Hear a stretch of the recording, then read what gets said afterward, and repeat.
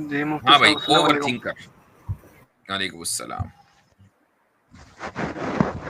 تو مفتی صاحب میں ابھی مسلمان ہی ہوں، اور جو میرا جو کوشچن ہے، میری آواز آ رہی جی جی آ رہی ہے. ہے؟ تو میرا پہلا سوال، میرا جو مین سوال ہے، اس سے پہلے میں آپ سے 2 سوال پوچھوں گا. پہلا سوال یہ ہے کہ میرے اللہ خیال سے کی مین لکھی سوال ہوئی ہی پوچھ موت لیں، سے پہلے. مین سوال پہ آ جائیں سیدھا، اتنی اوور نہیں، تھنکنگ نہ کریں. یہ ایک ڈاؤٹ ہاں نہیں، چھوٹا کوشچن، کیول ایک لائن کا جواب ہے کیول.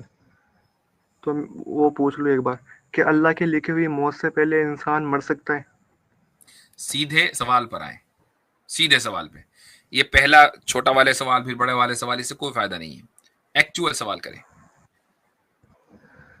جو میرا مین سوال ہے وہ یہ ہے کہ اللہ سب کا ٹیسٹ لے رہے ہیں، اور اکارڈنگ ٹو اسلام جو نابالغ عمر میں جو بچے مر جاتے، وہ سیدھا جنت میں جائے گے کیونکہ وہ ابھی نابالغ ہے. بٹ اکارڈنگ ٹو اسلام موت دینے والا اللہ ہے. اللہ نے آلریڈی ڈیسائیڈ کر لیا کہ میں کس کو کب موت دوں گا اس دنیا میں بھیجنے سے پہلے. تو اس بچے نے کچھ خاص کیا نہیں، اللہ نے اسے موت دے دی، اب اس کے روح ڈائریکٹ جنت میں. بٹ مجھے تو یہاں پہ ٹیسٹ دینا پڑ رہا ہے، تو یہ میرے ساتھ ناانصافی نہیں ہوئی؟ ٹھیک. اچھا ایک بات بتائیں کہ جو بچہ بچپن میں چلا گیا، چلو وہ تو جنت میں چلا گیا، ٹھیک ہے، اس کے والدین، ان کا کیا ہوگا؟ ان کا کچھ نہیں ہوگا. یہ تو ان کا ٹیسٹ ہوا نا. نہیں، یہ بات ٹھیک ہے، لیکن میری یہی جو بات ٹھیک ہے، بات یہ بات ٹھیک نہیں، یہی بات ٹھیک ہے. چونکہ ٹیسٹ کے لیے، ٹیسٹ کس طریقے سے ہوتا ہے؟ یا تو انسان کی زندگی میں کوئی مصیبت آئے تو اس سے یہ مطالبہ کیا جاتا ہے کہ وہ صبر کرے، یا اس کی زندگی میں کوئی خوشی آئے تو اس سے مطالبہ کیا جاتا ہے کہ وہ شکر ادا کرے. تو مصیبت کے لیے کوئی یہ تو ہے نہیں کہ بھائی بس یہ والی اس لسٹ میں لکھی ہوئی مصیبت آئیں گی، فلاں والی مصیبتیں نہیں آئیں گی. یہ تو پاسبل نہیں ہے، ہر طرح کی مصیبت آ سکتی ہے. تو ایک بچہ جو بچپن میں مر گیا، اس کی روح تو چلو جنت میں جائے گی، وہ بھی جنت میں جائے گا. لیکن اگر والدین صبر کریں گے تو وہ بھی جنت میں جائیں گے. یہ والدین کا امتحان ہے، بچے کا امتحان نہیں ہے.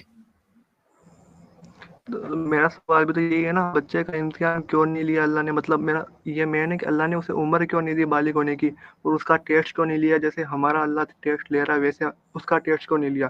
اللہ نے آلریڈی ڈیسائیڈ کر لیا کہ میں اسے موت دے دوں گا اچھا آپ یہ 3 چاہتے سال کی ہیں عمر میں. کہ آپ کو بھی بچپن میں مر جانا چاہیے تھا؟ ہاں.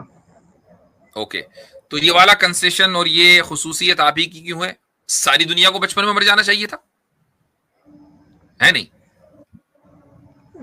اگر اللہ انصاف کرتا ہے تو یہی ہونا چاہیے تھا. تو جب ساری دنیا بچپن ہی میں مر جاتی تو پیدا کیسے ہوتی بھائی؟ ہر آدمی تو بچپن میں مر نہیں گیا. حضرت آدم کو بھی بچپن ہی میں بس پیدا ہوئے، بچپن میں ہی، یعنی وہ تو بڑے ہوتے ہی نا. بچپن حضرت تو میں سب بچپن نکل کس کا ہوتا پھر؟ بچپن ہوتا کس کا پھر اگر سب بچپن میں چلے جاتے؟ وہی تو پیدا کیسے ہوتے؟ یعنی یہ کوئی سوال خود سوچیں آپ تو ماشاءاللہ اوور تھنک کریں، تو تھوڑا اوور تھنک کریں کہ کیا یہ سوال معقول ہے؟ یہ سہولت صرف آپ کو کیوں ملے؟ حضرت آدم سے لے کر آخری بندے تک سب کو ملنی چاہیے، اور پیدا ہوتے ہی سارے مرے، اس وقت مرے جبکہ انسان کو موت کا کچھ پتا نہ ہو. بھائی 4-5 سال کے بچے کو بھی ڈر لگتا ہے، اس کو تکلیف ہوتی ہے.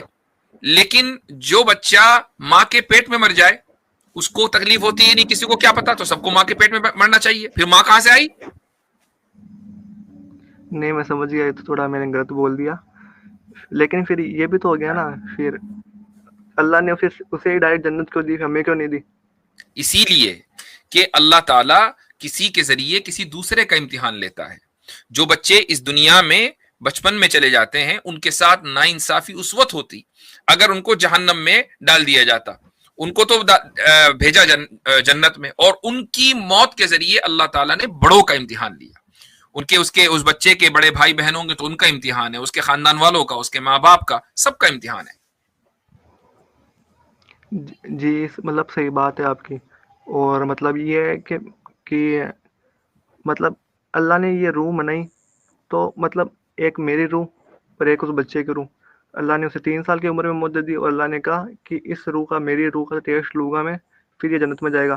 تو یہ ہے میرا مین سوال کہ ہے نا یہ تھوڑا بھید بھاؤ نہیں ہے کیا؟ مطلب ایک آفر میرے اس کا پاس یہ جواب آ میں رہا ہے پہلے کہ ہی دے تو ڈائٹ چکا، اس کا جواب میں پہلے ہی دے چکا کہ آپ کے والدین کو اللہ تعالیٰ اس امتحان میں نہیں ڈالنا چاہتا تھا، ان کا امتحان دوسرے طریقے سے، اس لیے آپ زندہ رہے.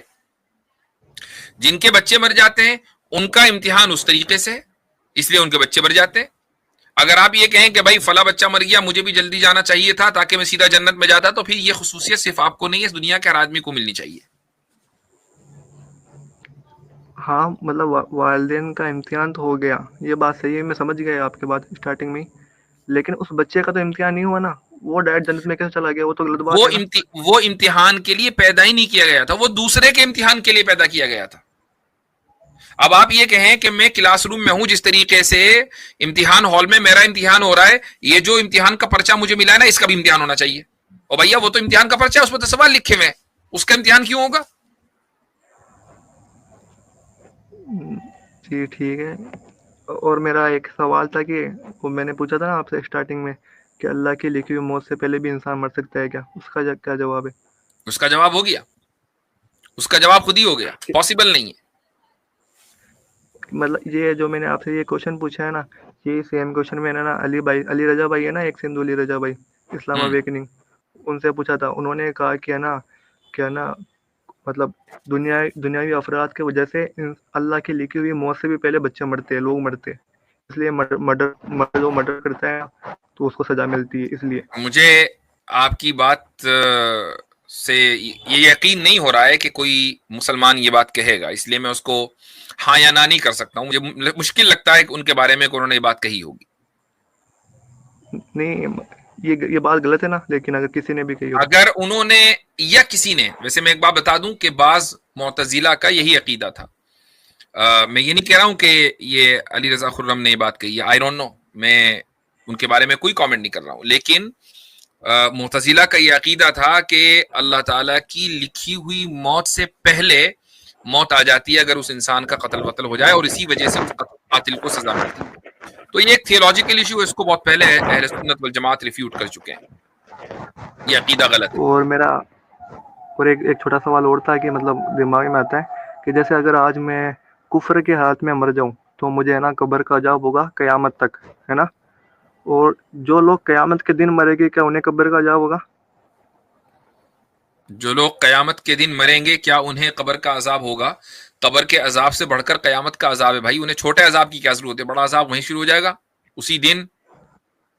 ذرا تصور کریں کہ ایک آدمی زندہ ہو اور اچانک آسمان اس کے سر پہ گر پڑے، ٹھیک ہے، زمین نیچے سے نکل جائے اور ہر طرف آگی آگ ہو اور سونامی اس کے اوپر آ رہا ہو، ہے نا؟ تو اس سے بڑھ کر اور کیا عذاب ہے؟ مطلب ہے نا، مطلب جس کو بڑا عذاب ہو رہا ہے اسے چھوٹے عذاب کی کیا ضرورت ہے؟ یہ تھوڑا سننے میں ایسا عجیب سا لگتا ہے اور لوپ ہول لگتا ہے، مطلب یہ کچھ گڑبڑ ہے سے. کیسے؟ یعنی آپ اس کو کہہ رہے ہیں کہ نہیں تو قیامت کے دن قیامت کی ہولناکیوں سے مرا ہے، تو یہ چھوٹا والا عذاب بھی ہونا چاہیے. وہ اتنا خطرناک عذاب دیکھ رہا ہے اپنی آنکھوں سے، ایسا دہشتناک واقعہ دیکھ رہا ہے، منظر دیکھ رہا ہے جو قبر میں لیٹا ہوا نہیں دیکھ رہا. لیکن جو اکارڈنگ ٹو مطلب میں نے بیان میں سنا ہے کہ جب قیامت آئے گی، جب مطلب ان فرشتوں کا نام بھول گیا میں، جو سور پھونکے گے، مطلب کچھ پل سیکنڈ میں موت ہو جائے گی سب کی، تو وہ درد محسوس نہیں کرے گے. لیکن جو قبر کا عذاب، جیسے میں آج کوئی 1000 سال پہلے مر گیا. اچھا ایک چیز بتا، میں آپ سے پوچھتا ہوں، قبر کسے کہتے ہیں؟ اس گڑھے کو یا برزخ کی زندگی کو؟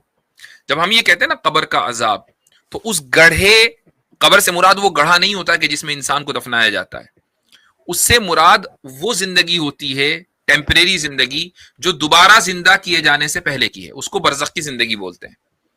تو جو آدمی قیامت کے دن مرے گا، وہ 1 سیکنڈ میں مرے کہ 1 گھنٹے میں مرے اللہ تعالیٰ جانتا ہے، اس کے بعد وہ دوبارہ 1 سیکنڈ کے اندر زندہ نہیں ہوگا، بلکہ بعض روایات میں آتا ہے کہ 40 سال کے بعد دوبارہ سور پھونکا جائے گا، تو اس کے بعد پھر جتنے مردے ہیں وہ سارے زندہ ہو جائیں گے. تو جو قیامت کے دن مرے ہیں وہ بھی، ان کی بھی تو برزخ کی زندگی ہوگی نا، تو اس برزخ کی زندگی میں ان کا عذاب ہوگا اگر وہ کفر کی حالت میں مرے. یہ بھی میں سمجھ گیا. اور میں نا ایک سوال پلیز مجھے کرنا آپ سے، مطلب میں نے اس کے چلے اگلی بار